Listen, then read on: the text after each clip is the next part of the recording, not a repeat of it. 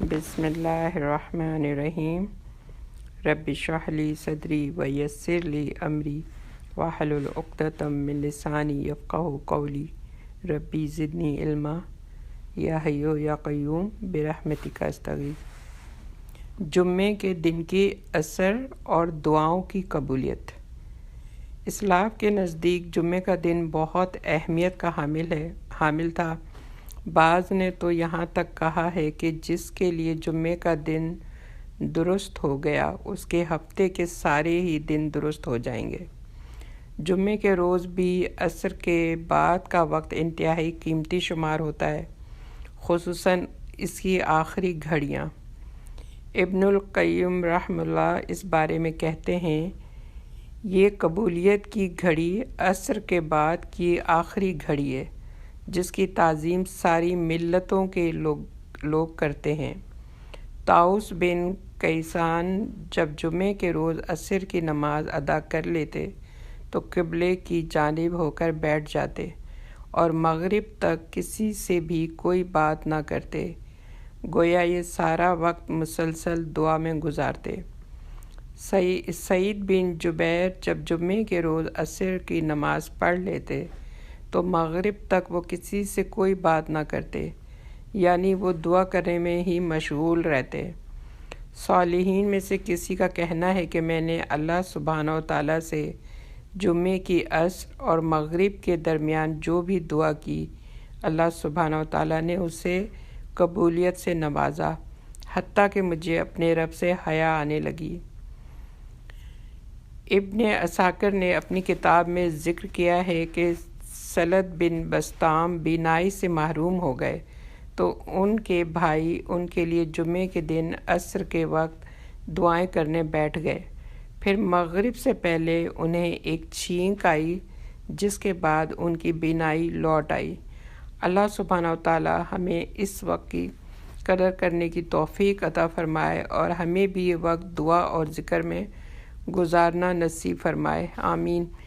یہ قبولیت کی گھڑی ہے جو جمعے کے عصر سے لے کے مغرب کی جو گھڑی ہے، تو ہمارے بڑے بزرگ جو تھے وہ اکثر اعتکاف بھی کر لیتے تھے عصر سے مغرب تک کا۔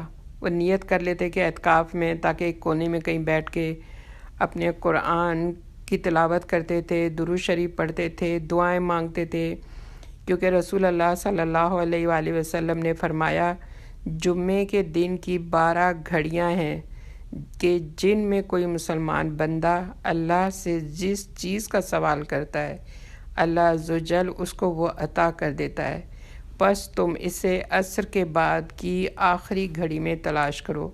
یہ ابو داؤد کی وہ ہے حدیث ہے۔ تو جمعے کے دن عصر سے مغرب تک کا ٹائم جو ہے وہ بہت قیمتی ٹائم ہے اور دعا کی قبولیت کا ٹائم ہے۔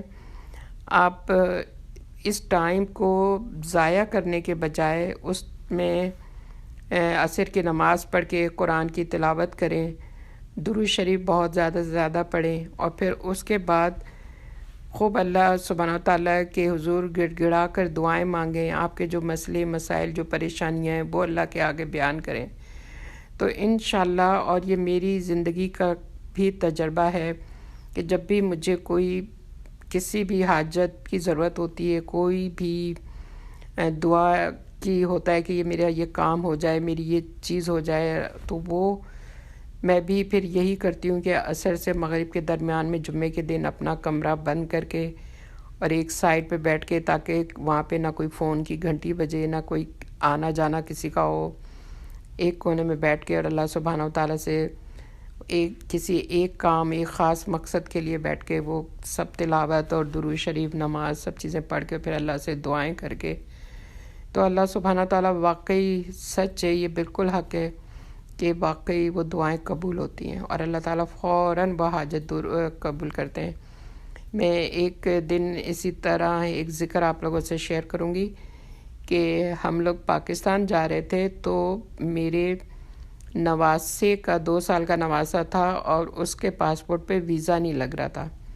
جمعے کا دن تھا، وہی عصر کے بعد کا ہی ٹائم تھا اور میں نماز پڑھ رہی تھی، تو اتنے میں بیٹے نے فون کیا کہ اس کا ویزا نہیں لگا رہے، وہ لوگ منع کر دیا ہے۔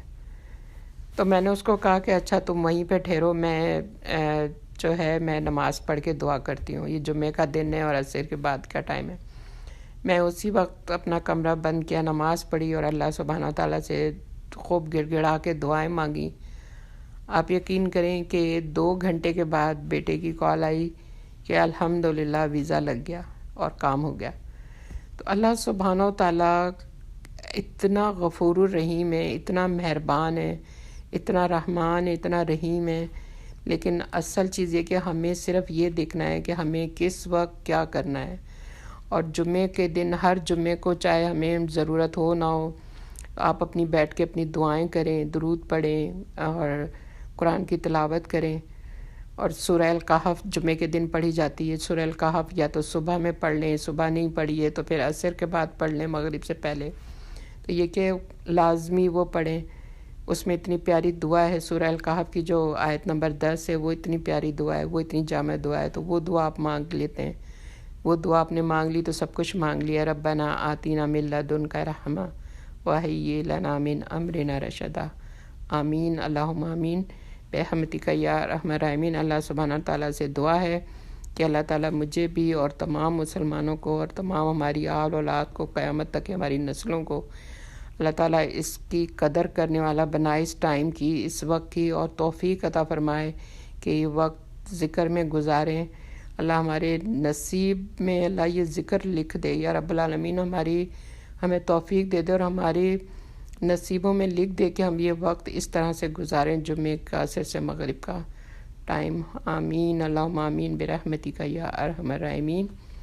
السلام علیکم ورحمۃ اللہ وبرکاتہ۔